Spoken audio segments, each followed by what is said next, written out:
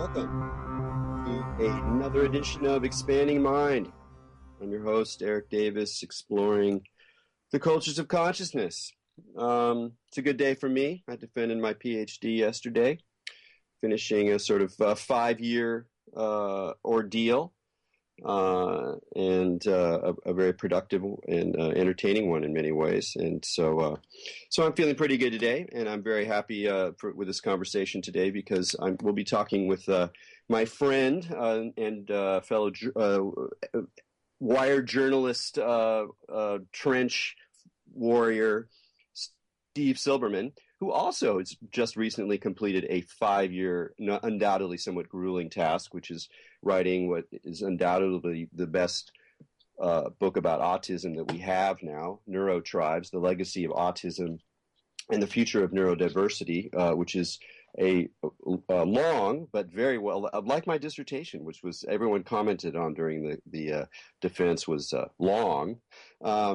But they also said it was well written, and I can say the same thing for Steve's book, which is long but needs to be because it's a very complex and fascinating story with tons of colorful characters that Steve brings to life with remarkable flair. I think I first started really thinking about autism when I read a book in the mid-90s by the science fiction writer Greg Egan. The book is called Distress, and the main character in it is a kind of sort of down on his luck science journalist. And early on, there's just one of the sort of brief episodes in the book.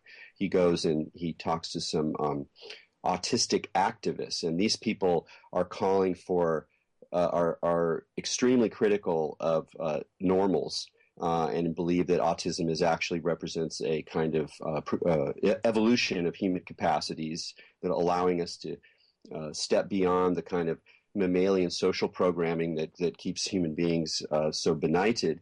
And so it was this radical sense of autism as a kind of like a Black Power movement. And it really struck me, it's the most memorable thing. It's a great book, but in some ways it stayed with me the most because it asked this fundamental question about who gets to say what normal humans are, who gets to say what's a disease or even a negative syndrome, and what is a different way of being in the world. And it very much goes to the heart of this podcast, thinking about cultures of consciousness, a diverse world of cultures of consciousness, including some that have, genetic and very deep behavioral elements that may be that can be very difficult for people to deal with, but open up other realms and other possibilities. And so, for me, thinking about autism, it's no accident that I read about it in a science fiction book because it's also sort of thinking about, well, science fiction. Science fiction is part of the story.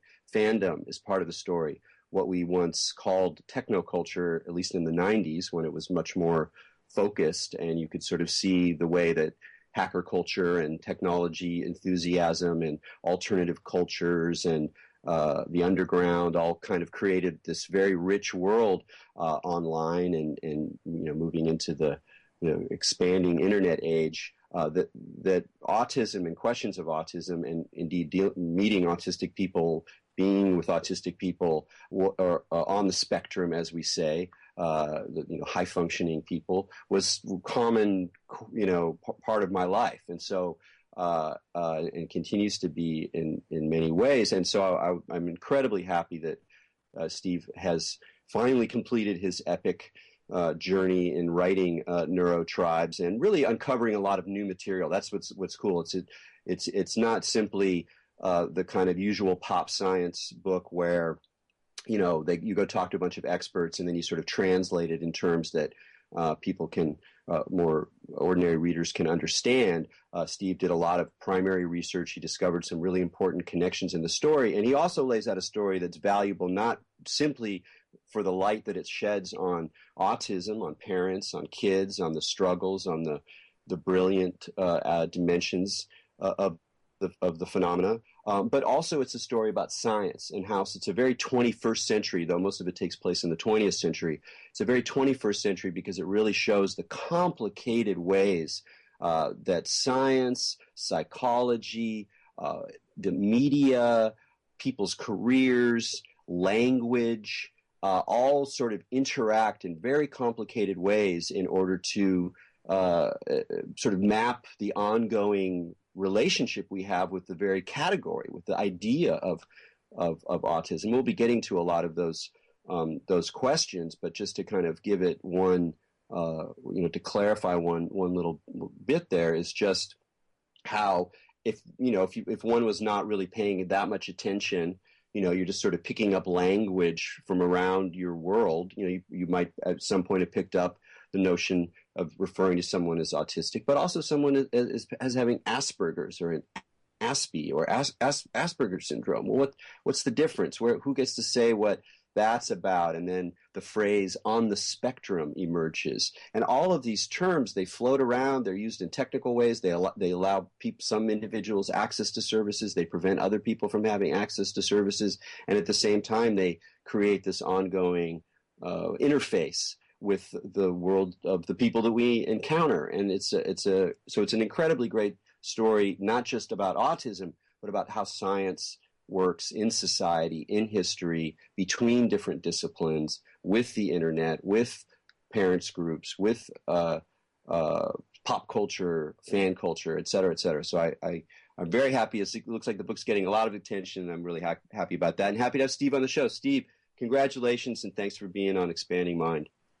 Hey, Erik, congratulations to you on finishing your PhD. I can't wait to read it. Yeah, I'm not sure what I gotta sort of shape it into it's not quite a book, it's sort of like multiple levels of things, and I gotta tease it out, and I'm not sure what I'm going to do with it yet, but it's close. What's it about, if I may ask? What's that? What's it about, if I may ask? No, it's called High Weirdness. Visionary experience in the 70s counterculture. So it's about some of our old friends like Robert Anton Wilson and Terence McKenna and Philip K. Dick, and how people negotiate extraordinary visionary experience in a very weird period of technological and cultural change. That's great. Yeah, so it's another kind of NeuroTribe book in a way, and I want to talk about that idea later in the program. But again, really really wonderful job. It's a great read, and it does a lot, and I'm sure it'll make a big difference to a lot of people's lives, which is not something that a lot of writers can always say, at least in such a direct sense. I mean, though it's probably a little bit of a boring way to launch into it. I would love to hear again your story of how you got hooked into this. I mean, I think it's an interesting question where you were as a writer, as a journalist, when you first started to cotton on to the idea that there's a much, much deeper story here than what we were getting at the time, and how you decided to make it such a, your life's work for the last half decade. Well, in the year 2000, I was on a cruise ship in Alaska with more than 100 computer programmers. And sort of the star of the cruise was a guy who invented one of the first open source programming languages, which is called Perl, and without which websites like Amazon and Craigslist and the Internet Movie Database would not have been possible. In fact, Perl hackers call it the duct tape of the Internet. So very useful invention.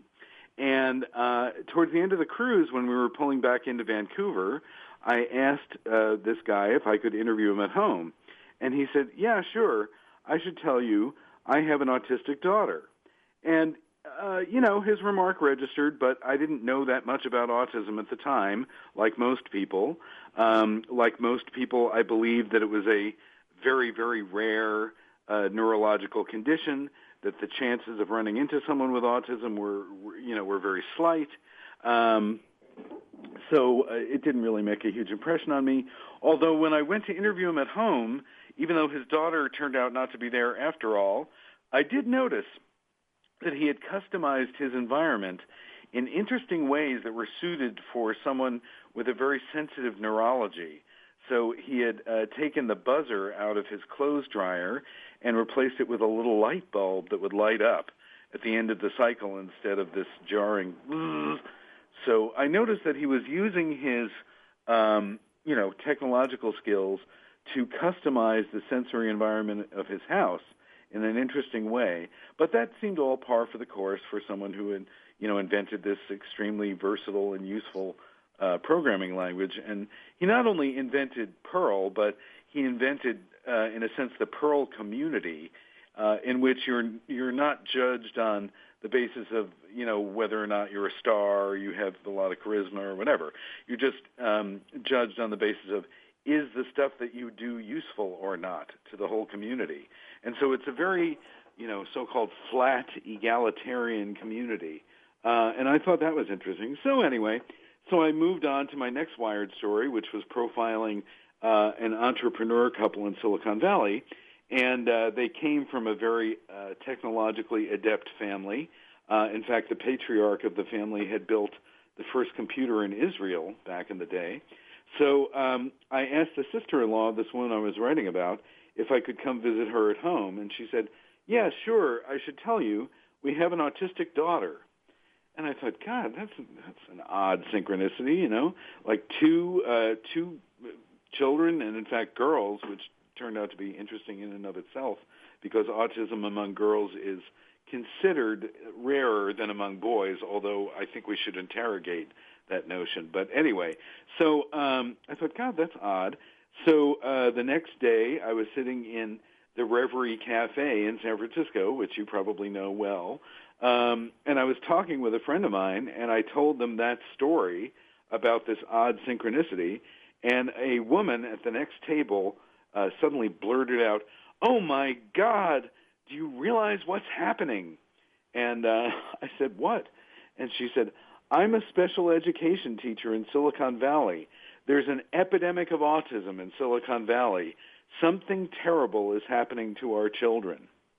So I got like a chill, and I got, the feeling of the uncanny, and, and when I get the feeling of the uncanny, unless I'm, at a concert or something, it makes me want to go look into it and do some reporting. So I ended up writing a story in 2001 called The Geek Syndrome, which was about autism in Silicon Valley and one plausible hypothesis to explain the reason why this woman believed there was an epidemic. And what was certainly inarguably true was that the estimates of autism prevalence were soaring, and they seemed to be soaring higher in Silicon Valley than other places. So the hypothesis that I explored in The Geek Syndrome was developed by really a guy named Simon Baron-Cohen in England, who is, in fact, Sacha Baron Cohen's cousin, I believe. The guy who told me about it was a UCLA geneticist with a kid on the spectrum named Dan Geschwind. And that hypothesis is called assortative mating. And what that is basically two people with autistic traits end up in Silicon Valley where there are social possibilities for people on the spectrum that had never before existed in history, because people are communicating with one another through screens rather than through face-to-face interaction, which, as you know, many autistic people find very challenging. So, that was a very interesting hypothesis, and I explored it in the piece. And I ended up, getting interested not just in autism, but in the families that I wrote about. And what happened was that I got more email about that article. And by the way, I have to say the article had this sort of bad luck of coming out, it was like the week of 9/11 or something like that. So the whole world was completely freaked out about 9/11, and it was originally supposed to be the cover story. It ended up getting thrown in the back of the magazine. But what happened was I got more email about that article than any other article I'd ever written for Wired. And that email came from the families of autistic people, from people who remembered relatives from their past who were probably autistic, from autistic people themselves who, read my article and then, perhaps took an online test developed by Simon Baron-Cohen and decided that maybe they should get evaluated for autism. So, I got letters. And what I noticed was, even though the world was having a very rancorous argument about vaccines when my article came out, that as time went on, even families who were convinced that their children had been made autistic by a vaccine, they were no longer obsessing about the causes of autism, like they were at the beginning when their child was first diagnosed. What they were concerned about instead was the fact that once their children graduated from high school, they would so-called age out of services. And families were basically left to fend for themselves, and there was like no transitional programs for adults or for even for teenagers who were, if they were able to enter the job market, there was nothing to help them. And, basically, even just to get a kid a diagnosis, you'd have to sign up on a mailing list, and it might be 6 months. And because there was a belief that if you didn't start doing early interventions, you'd so-called miss the window, when the brain was plastic enough to be able to rewire itself in response to the interaction or to the interventions. So parents were like in a continuous state of scarcity of necessary services, and that was a much more pressing issue than arguing with Jenny McCarthy about whether or not vaccines cause autism. Well, yeah, this is a great point, because this is something you try to. This is one of the goals of your story, is to really shift, to encourage the continued shift away from either a difficult to support scientifically question of vaccines. It's a very complicated issue for a lot of people, but the whole argument about vaccines causing autism. But even more important than that particular debate, which is important to go over absolutely in this case, just the whole focus on cause, on looking at this as some kind of, something that's potentially curable, rather than something that over time can be managed in different ways. And that shifts the conversation to support services, to educational means, towards creating new kinds of spaces and environments, to even changing social mores so that neurotypicals become more used to dealing with certain aspects of the spectrum behavior and being like, okay, well, that's just another difference that we get to deal with in this world of differences that we now live in. How is that going? Like, how much are people still either, whether it's specifically holding on to the vaccine causing autism story, or just more generally holding on to the idea that this is it's because of the difficult parts of the syndrome, or whatever you want to call it, and how devastating it can be on people's lives and families' lives. How much are people holding on to it as something that can be cured, that needs this sort of fight kind of logic, rather than moving into a place where we come to accept that this is part of human diversity and something that needs to be worked with rather than stamped out? Well, here's the thing. I want to say up front, by the way, there's a tendency amongst, shall we say, San Francisco liberal intelligentsia or whatever, to stereotype anti-vaccine parents as kind of low information. Haven't they seen the studies? Don't they realize it's been debunked? Actually, quite the opposite is true. Many anti-vaccine parents are extremely sophisticated and are more familiar with the state of the art of autism research than people outside the community. And, it is not a ridiculous idea, the notion that Big Pharma could be, basically promulgating this vast conspiracy, because they've done it before, particularly with a drug called Vioxx, which was a heart drug that literally killed hundreds or thousands, I forget which, of people before it was taken off the market, and Big Pharma successfully covered it up. So, is that a plausible scenario, that there's some vast cover-up of global epidemic of vaccine injury? Well, it is a plausible scenario, but it's not what happened in this case, I believe, and I say that from a fairly informed perspective, since I've been devoting 80 hours a week of my life to it for the last 5 years at the very least. And I was actually working on ideas about the book for years before that. But so in other words, I don't dismiss the concerns of those parents. I think they're very real concerns. But I also don't think that's what happened.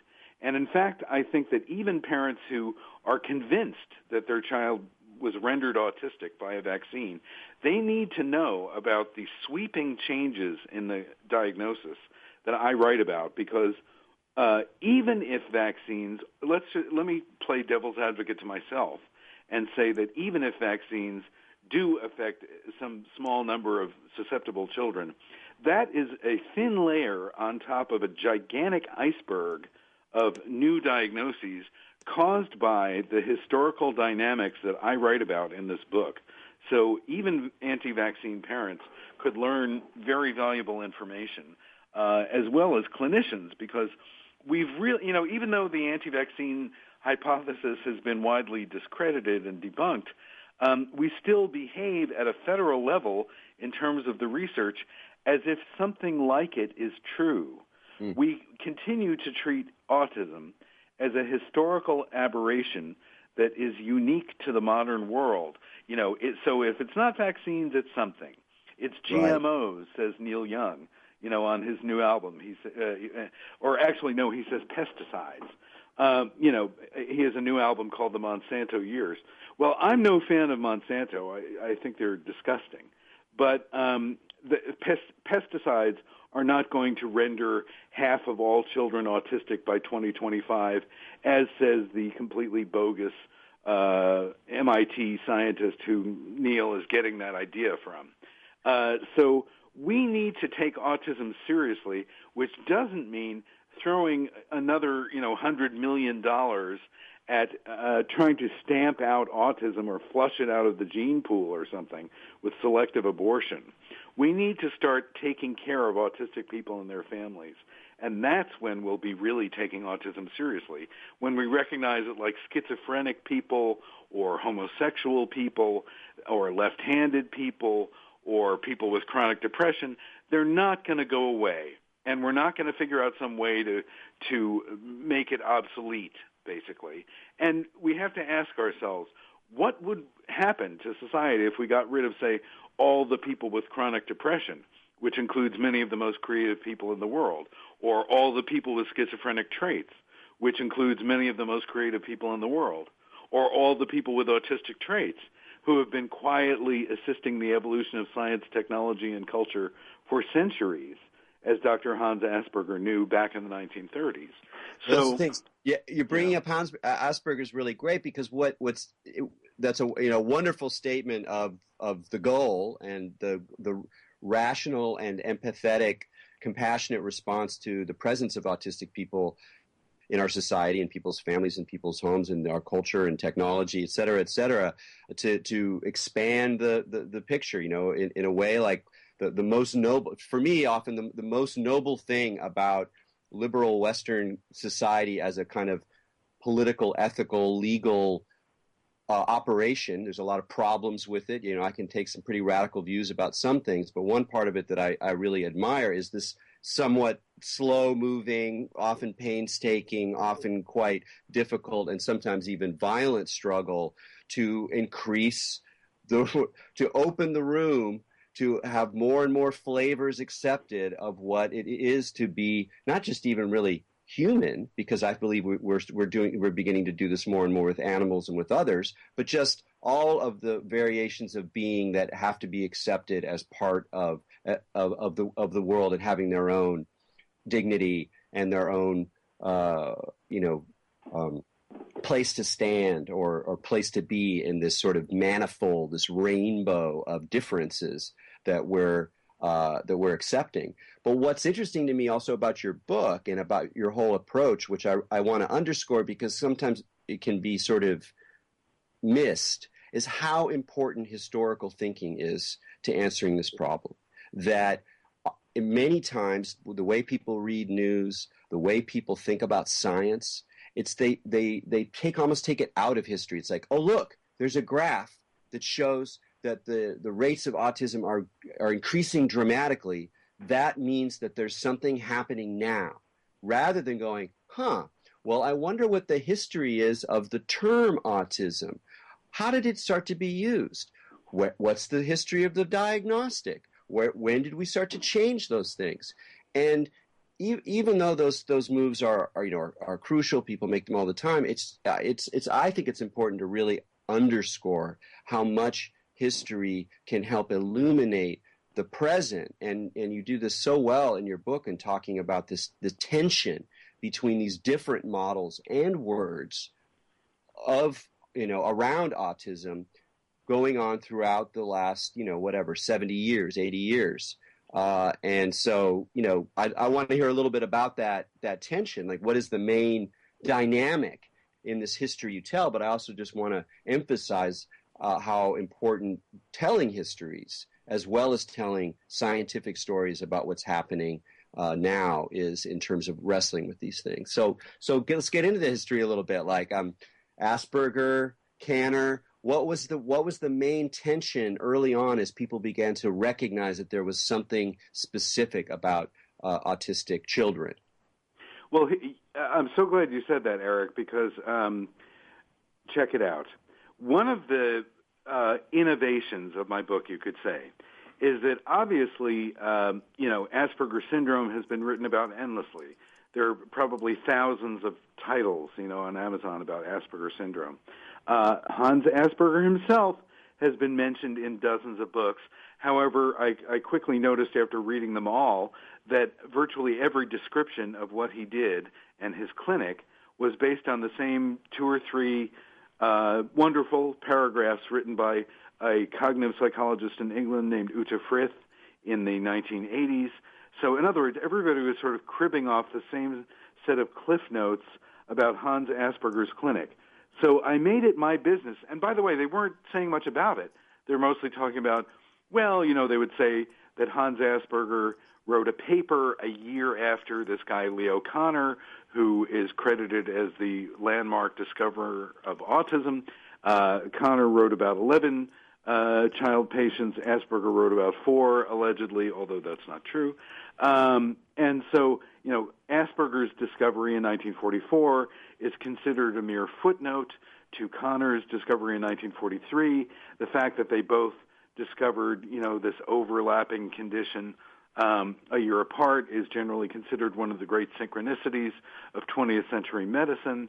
And so anyway, and people say that, Asperger wrote about high-functioning kids, quote-unquote, his little professors, whereas Kanner wrote about low-functioning kids. Anyway, all this conventional wisdom that is repeated everywhere, I have to say, unquestioningly, even in, NIH facts, basically, will report that Asperger examined 4 children or something. Anyway, I discovered all of these things were incorrect.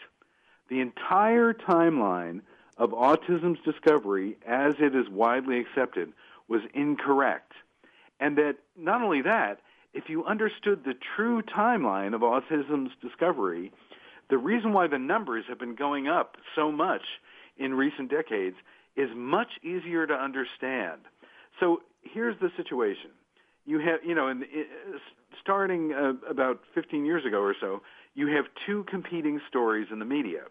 One of them is vaccines cause autism. Big Pharma is promulgating this massive conspiracy on a global scale to cover up an epidemic of vaccine injury. And so what's the other story? The other story is some dude from the CDC, in a suit saying, we think it's broadened diagnostic criteria, but, it's still a mystery, And then on the other hand, you have the mom who is like, I'm fighting to protect my child's brain from Big Pharma, It's like, which is the more intensely involving story? Obviously, it's the mom, this public health bureaucrat mumbling about better case finding and broadened diagnostic criteria. It's not going to cut it, in the media.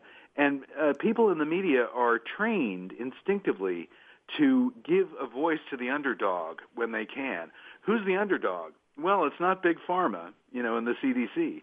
So that is why people like Jenny McCarthy, although she's not quite the underdog either, but that is why the so-called army of mommy warriors raised by people like Jenny McCarthy on the basis of the vaccine causes autism theory, that's why they got so much airtime, because it's a much more intensely involving story than the official story, which was always vague and seemed evasive.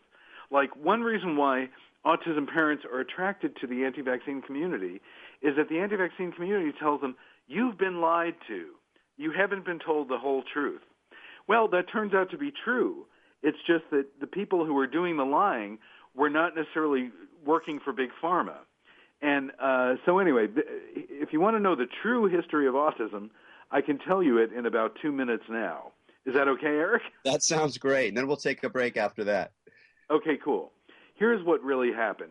Even though Leo Kanner is credited as the discoverer of autism and was the world's leading authority on the subject for 2 or 3 decades, what really happened was that what we now call the autism spectrum was discovered by Hans Asperger and his colleagues in a clinic at the University of Vienna in the 1930s.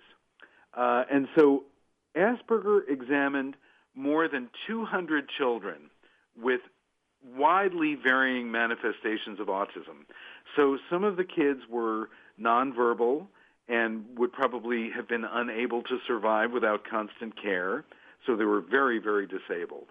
But he also examined, these kids he called his little professors, who were, very chatty and obsessed with stuff like chemistry and watchmaking, and kind of there was an interesting cluster of science and technical interests that captured their imagination. And they loved science fiction as well. So what happened was, in 1938, the Nazis marched into Vienna and marched into Austria and claimed it as, annexed it for the fatherland. And so the University of Vienna, which had been one of the leading intellectual centers of Europe, the Jewish faculty were expelled, either taken off to concentration camps or to be killed, or many of them actually committed suicide. And they were replaced by bumbling Nazi fanatics. So Asperger's boss, who was this guy named Michael Hamburger, was not a bumbling guy, but he was certainly a fanatic. And he loved Hitler. He wrote about Hitler in kind of a weird way for a medical guy, in that he sort of described Hitler as the savior of, the country, et cetera. And so Asperger had to figure out a way, once the Nazis started exterminating children with inheritable conditions like epilepsy and schizophrenia. And in fact, the guy who led that effort was one of Asperger's former colleagues, as I talk about in the book. Asperger had to figure out a way to protect the kids in his clinic. So he only told the Nazis in his first public talk on autism, which was the first public talk on autism in history in 1938, he only told the Nazis about his, quote-unquote, most promising cases. And he said that in the talk. I got a transcript of the talk. And he said, we thought it might be best to talk about the most promising cases. He didn't say, because you guys are all Nazis and you're actually exterminating these children. So he was playing a very dangerous and risky game. And in fact, the Gestapo came to his clinic 3 times to arrest him, but this guy, Michael Hamburger, liked Asperger and protected him. And he was a very, very powerful Nazi. Well, one of Asperger's colleagues, George Frankl, who was Jewish, left the country, and maybe we should take a break, and I can go on with the story of George Frankl because it's fascinating. No, this is great. Your timing is impeccable. It was 2 minutes. And so, we're going to take a break here. You're listening to Expanding Mind. We're talking with Steve Silberman about his book, NeuroTribes, and we'll be right back.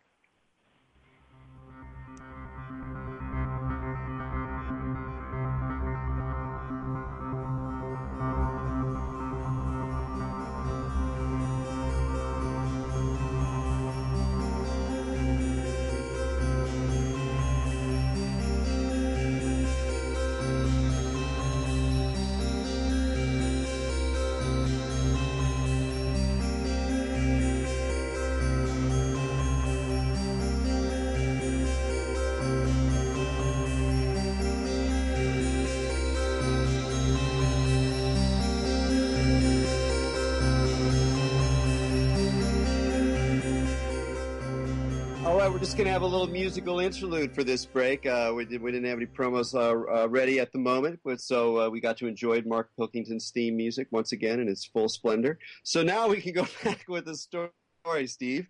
Yeah, let's carry forward with the now that with the evil Nazis have entered and left the tale. Let's follow to America.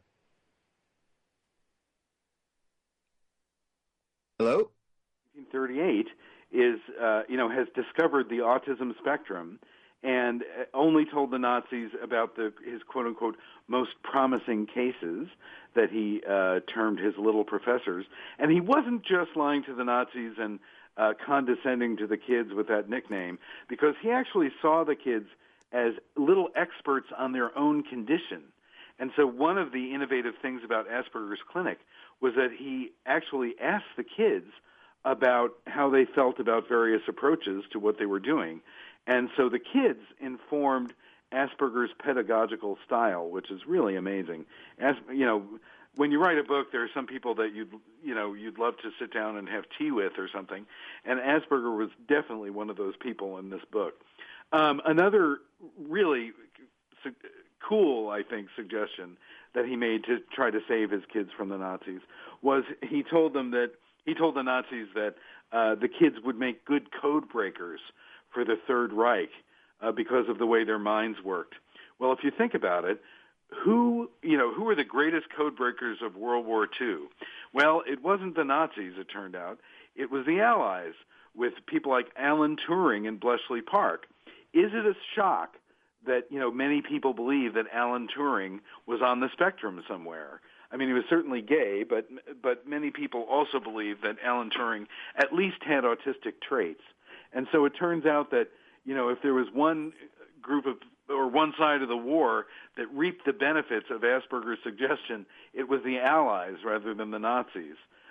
Thank God. So that's kind of an interesting little side note to history, But so what happened in 1938, besides the fact that the Nazis started exterminating children like the children in Asperger's Clinic, is that Jews were put in a very perilous position. And the German propaganda machine started pumping out cartoons in which not only disabled people but Jews were sort of sucking the lifeblood of the fatherland and everything. So basically, Asperger's Jewish colleagues had to split, or they would have ended up in the ovens. And so one of his Jewish colleagues was his chief diagnostician, this guy named George Frankl, who actually worked with the children to figure out methods of education that would be appropriate for them. And so George Frankl leaves. How does he get out, and where does he go? Well, he gets out of Vienna with the help of an American child psychiatrist named Leo Kanner. And so, by the way, it looks like Kanner, but it's actually pronounced Connor. And one of the most hilarious footnotes to this grand epic tragedy is that when Connor first came to America, he worked in a mental asylum in the Midwest, and there was a group of Mennonites with schizophrenia, and they called him Father O'Connor, even though he was very Jewish. But anyway, so Connor hired George Frankl to run a children's clinic that was very much like Asperger's Clinic in many ways. It was a very progressive place. And historians have puzzled, kind of the I-buried Paul dilemma of autism is that Leo Kanner's landmark paper, published in 1943, begins, since 1938, a number of children have come to our attention, ... Well, there was just a paper published recently by anti-vaccine people called The Mystery of 1938. What happened in 1938? Well, the obvious answer is that Connor's first autistic patient, a guy named Donald Triplett, came to the office. So that's the easy answer. But the not-so-easy answer, which I figured out for my book and thus solving, I have to say, a mystery of long standing in 20th century medicine, is that George Frankl was hired by Kanner to run the so-called child study home. So when Donald Triplett arrived in Kanner's office, Kanner was a smart guy with a deep knowledge of child psychiatry, but what Connor did was to send this guy, Donald T., to George Frankl over at the Child Study Home. And if you think about it, George Frankl by that point had worked with Asperger and with Asperger's colleagues in Vienna for 11 years, had seen, dozens and dozens of autistic children by that point. And so George Frankl knew exactly what he was seeing. And in fact, George Frankl diagnosed Connor's first 3 autistic patients. And so the mystery of 1938, which I solve in my book, is that not only did Donald Triplett arrive to be evaluated, but George Frankl arrived to do the evaluation. And so the notes in Connor's landmark 1943 paper of clinical observation of the first 3 patients were, in fact, written by George Frankl and also another woman named Eustacia Cutler. And somehow everyone has overlooked the fact that George Frankl gets a name check in Connor's paper. No one noticed that the same name pops up in both the records of Asperger's Clinic and Connor's landmark paper. And once I figured it out, I actually had to, triple check, because it's like, well, maybe George Frankl is a common name. Actually, it is a common name, and in fact, there was a psychologist named George Frankl who was not this guy, but who was famous a little bit later in the 20th century. So, I had to weed out the possibility that it was some other dude named George Frankl. Yeah. But I did. What's great about this discovery too is just or the way that it draws a link between Connor and Asperger, because they end up presenting such different models of what we now would recognize as positions on the spectrum, if you will. And while I would love to go more, and now we have about 10, 15 minutes left, and I just encourage people to go in and dive in and read this history. But what I'd like to ask a more general question, kind of based on that tension, is, and we can think of it in more contemporary terms, in terms of the DSM going from having a distinct category of Asperger's syndrome versus as opposed to autism, and now a broadening of the term to include the autistic spectrum.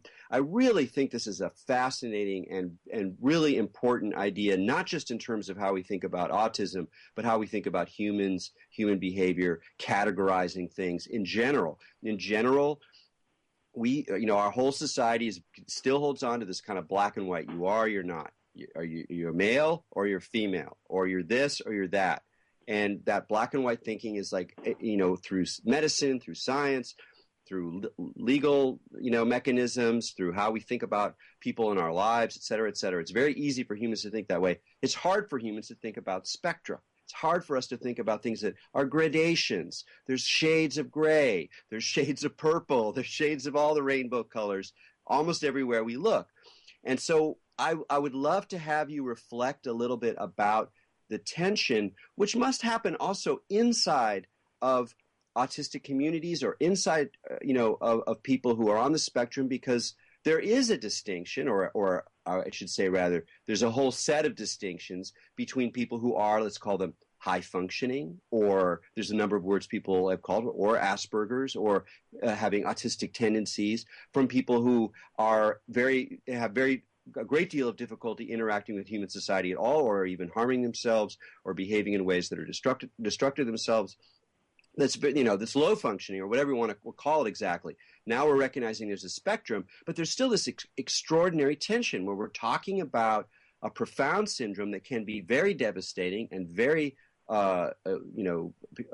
people who are barely in human society in terms of being able to engage or communicate on one hand, and then other people who are, running companies in Silicon Valley and building devices, and, whether they're nerds or not, or fans or not, they're fully able to make it in humans, our contemporary society. So talk a little bit about that. What's at stake with insisting that that's a spectrum and not something we should or could even break down into high functioning little professors on the one hand, low functioning, semi-retarded or semi-schizophrenic, or the other terms that have been used historically to characterize these people. What's at stake in insisting on the spectrum?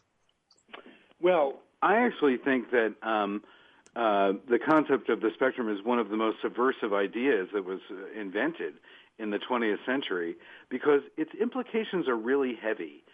And in fact, I would say that even some people who think of themselves as, sort of autism advocates or pro-neurodiversity or whatever, they can be a little bit in denial about the fact that what we're talking about can be a very highly devastating condition, particularly if the child or the adult does not have adequate forms of support. But we're not just talking about, people say, we're not like taking some Pollyanna view that oh yes, we're all on the spectrum. Jerry Seinfeld's on the spectrum.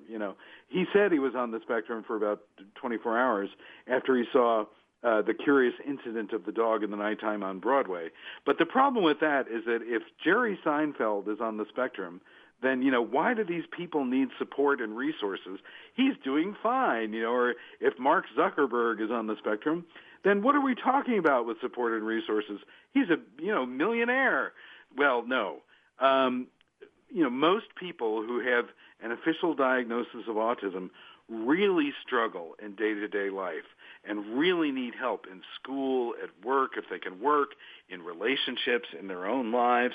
So we're not talking about a trivial condition. We're talking about something that is can be profoundly disabling, particularly in the absence of support.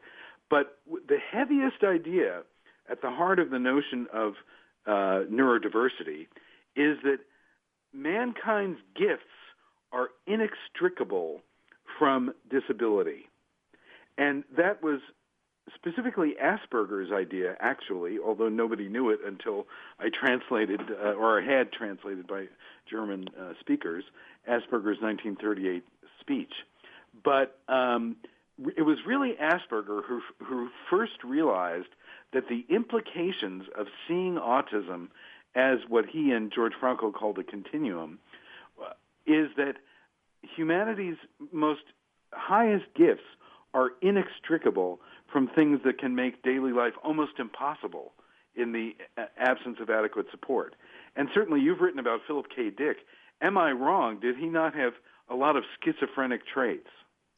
Yeah, I mean, he's a great example of someone who's, and the more you look into his biography, which becomes harder and harder because the exoticism peels away and you realize you're dealing with a guy who's suffering a lot and caused a lot of suffering in ways that were often very unromantic and quite disturbing, that it's so clear that those features are absolutely inextricable from the things that made him a genius and a prophet or whatever you want to call it. And I think that the point you just made is extraordinarily important. And I mean, I even just personally, I mean, I remember I've had my own psychological struggles, depression, and, whatever I've had. You don't have to go into it now, but I remember very distinctly when a friend of mine, when I was going off again, or I was trying to pull myself out of some mire, and he was like, look, some of us are just, we're wired in a certain way where we're going to fall into those things. And, there's ways to be, there are better ways, worse ways to deal with it.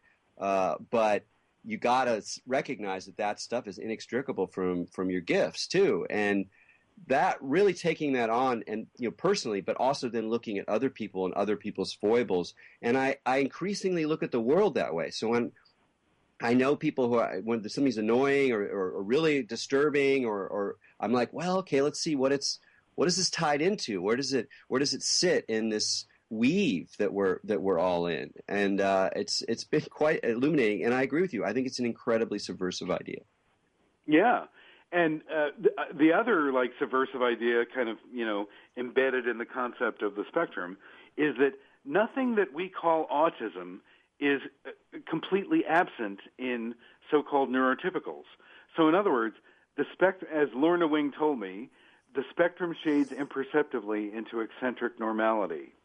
And what she means by that is there is no bright line between autism and non-autism.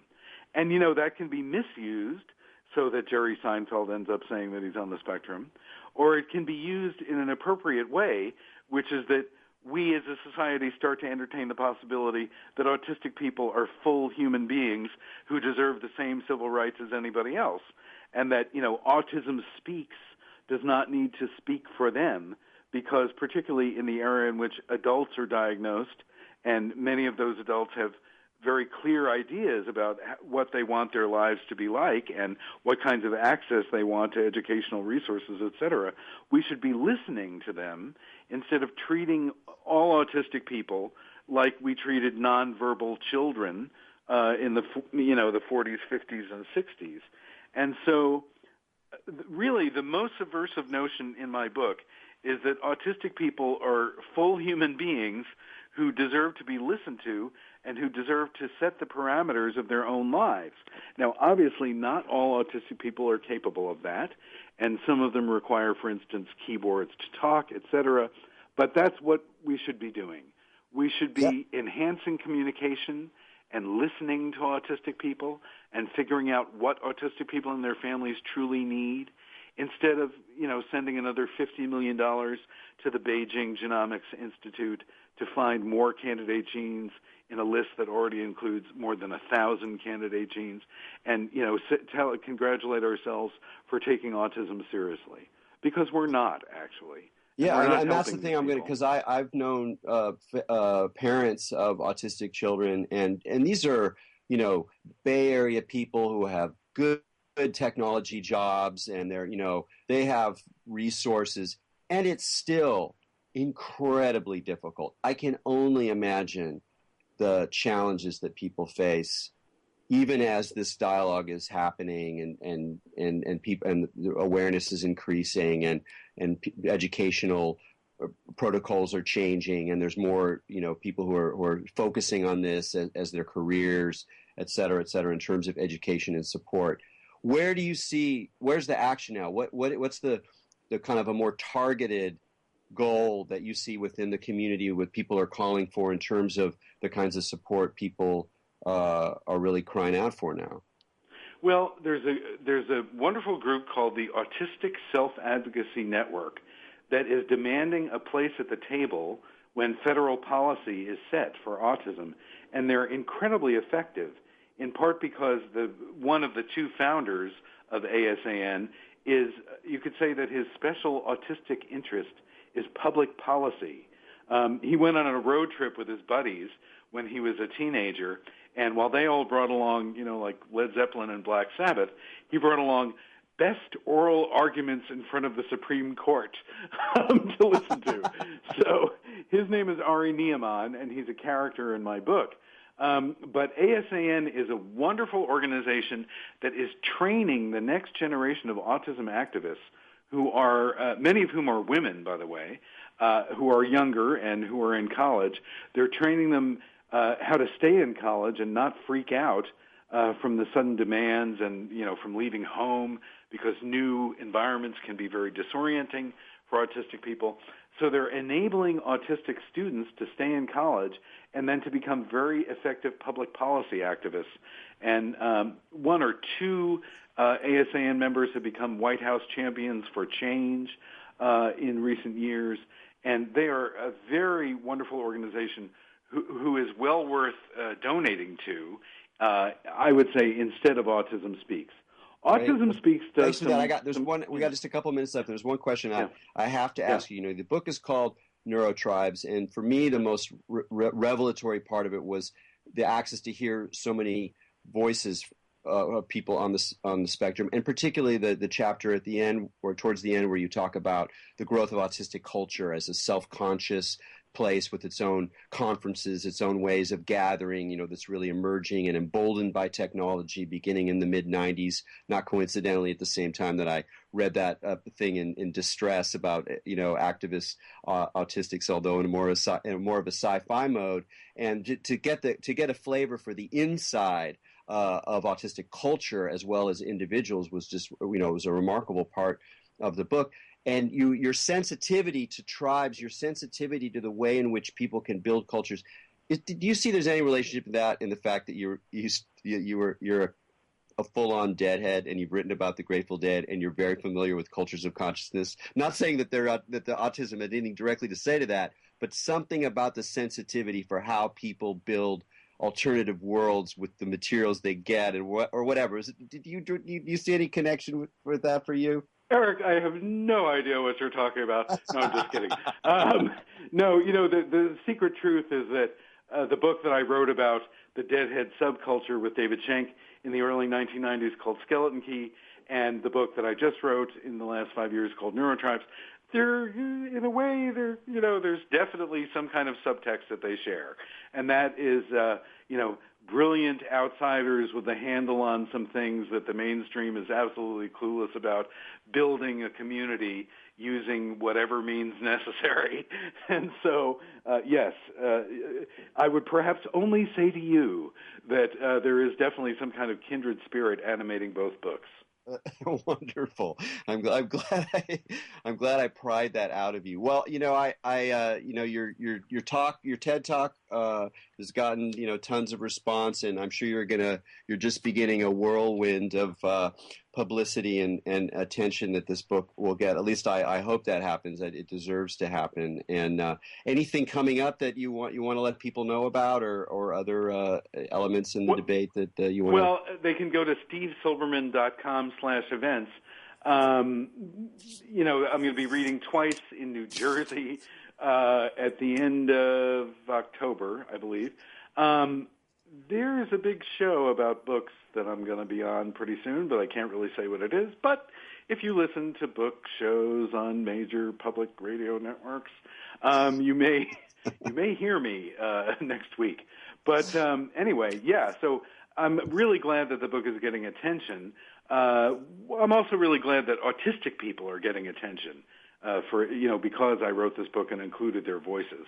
Because for a long time, the whole, autism parents movement and the autistic rights movement, they've been, kind of oddly walled off from each other for some very good set of historical reasons that I explore. But it's time for everybody to start listening to each other and to build a better world for autistic people and their families. Wonderful. Well, let's end there. Steve, thanks so much for joining us on Expanding Mind. Thank you so much, Erik. It was an honor. Great. All right. To all you listeners out there, keep your minds open.